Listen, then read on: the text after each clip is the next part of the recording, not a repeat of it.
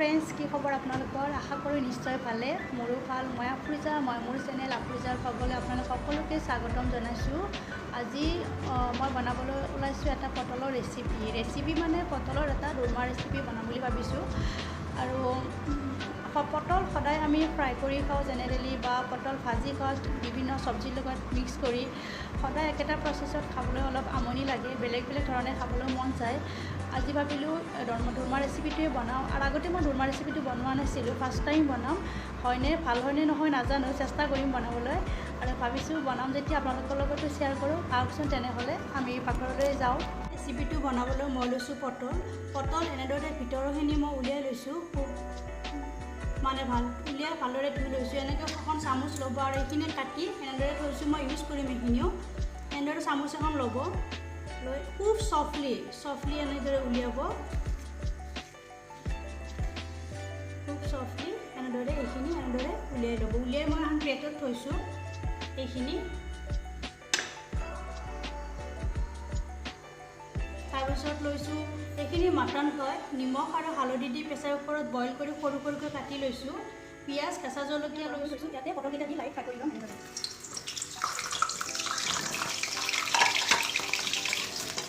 অকণমান light fry কৰোঁতে মই অকণমান নিমখ আৰু হালধি দি দিছোঁ। হৈ গ'ল, এনেকৈ লাইট ফ্ৰাই কৰিছোঁ।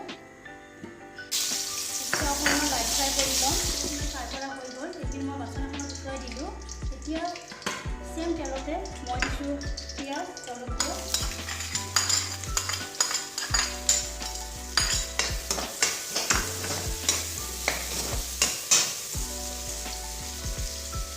নিমখ হালধি আগতে দিছিলোঁ যে, তেতিয়া অলপ দিম। নিমখ হালধি নিমখ, ৰেড চিলি পাউডাৰ,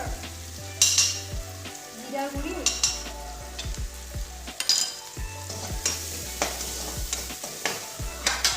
তাৰপিছত দি দিছোঁ মাটন। এইখিনি খুব ক্ৰিস্পি হোৱাকৈ বা অকণমান জলজীয়া হোৱাকৈ ভাজিম। লগতে ইয়াতে দি দিছোঁ পটলৰ উলিয়াই লোৱা অংশখিনি। এইখিনি অলপ টাইম এনেদৰে 5-10 মিনিটমান পানী থাকে ছটিয়াই পাৰি মাংস আৰু পটলৰ অংশখিনি। এতিয়া মই এখন বাচনত উলিয়াই ঠাণ্ডা হ'বলৈ দিম।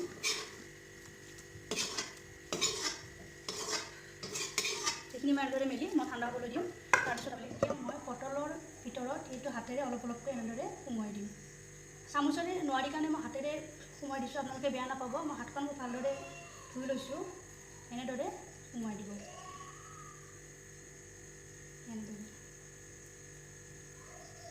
এনেদৰে আটাইকেইটা পটলৰ ভিতৰতে মই সোমোৱাই ল'ম।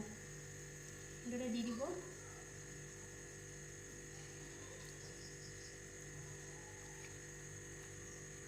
এনেদৰে মই আটাইকেইটা পটলতে লৈ ল'ম। তেল গৰম হৈ আছে। ইয়াতে মিক্সি গ্ৰাইণ্ডাৰত গ্ৰাইণ্ড কৰি লৈ পেষ্টখিনি দি দিছোঁ।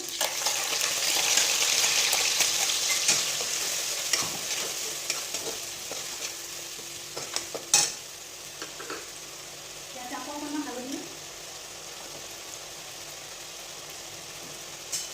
আৰু নিমখ দিছোঁ। অলপ ৰঙচুৱা হোৱাকৈ ভাজি ল'ম।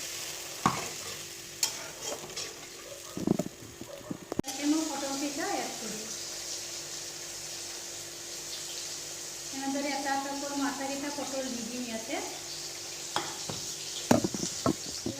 এয়া পটলৰ দোৰমা ৰেচিপিটো ৰেডি হৈ গ'ল। এতিয়া এটা বাতিত উলিয়াই মই আপোনালোকক দেখুৱাইছোঁ। ৰেচিপিটো ৰেডি হৈ গ'ল। কেনেকুৱা পালে আপোনালোকে জনাব মোক।